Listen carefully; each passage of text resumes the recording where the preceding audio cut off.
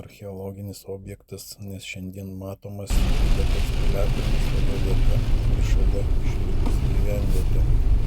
Ilgus šimtmečius piliakalnio tvenkinio intensyvus žemės dirbimas, todėl dabar jis priskiriamas buvusių piliakalnių grupiai. Archeologai nustatė, kad ši vieta buvo apgyvendinta nuo 1 tūkstantmečio po Kristaus iki 2 tūkstantmečio pradžios.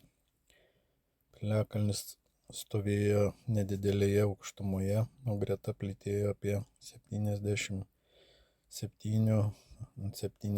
metrų dydžio gyvenvietė. Čia žmonės statė medinius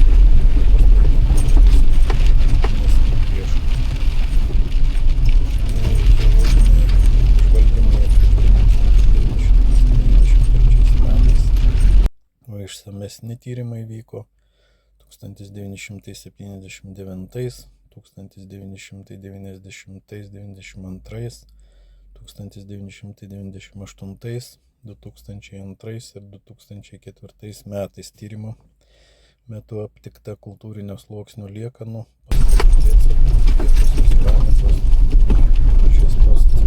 keramikos, geležinių dirbinių, kaulų bei kitų radinių. Ilgą laiką gyveno stipri baltų bendruomenė.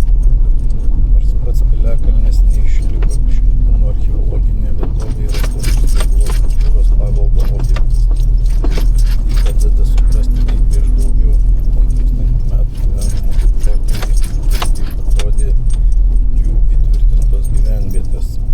Ši vieta primena, kad net piliakalniai gali atskleisti daug vertingos informacijos apie seniausią Lietuvos istoriją.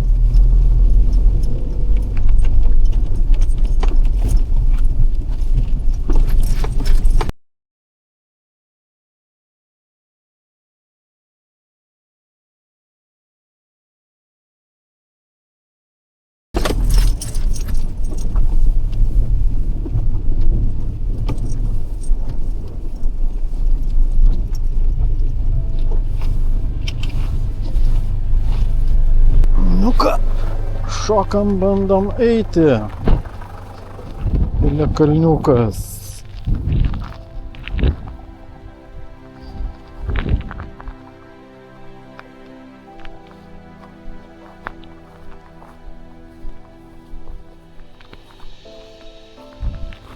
Jo, iškasinėtas visas. Kūdra yra.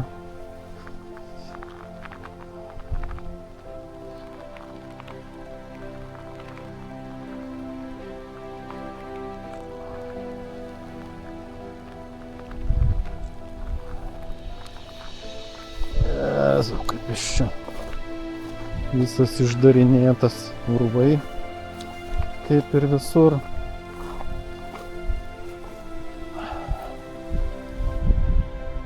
Štai.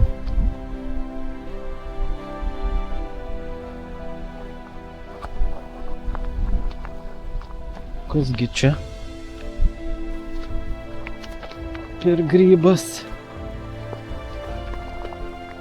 Ne? Tegu auga.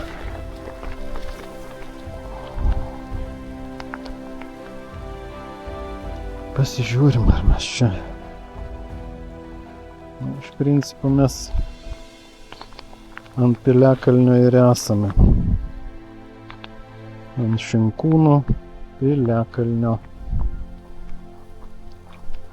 Ko gero pirmas piliakalnis, kurį filmuoju per lietų.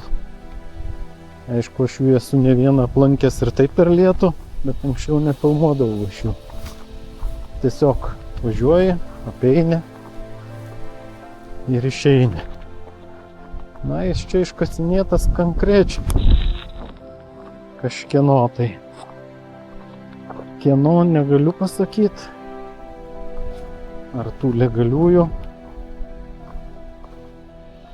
archeologų, ar tų nelegaliųjų, sunku pasakyti. Bet apkapstytas konkrečiai.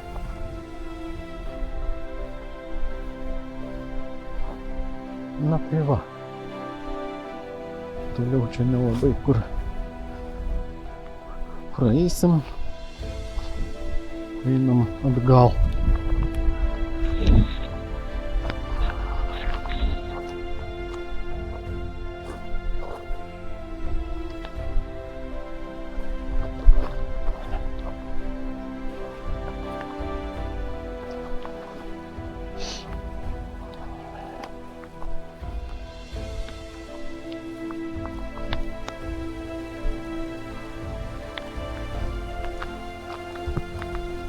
Ką, Bukseikas Šinkūnų piliakalnė.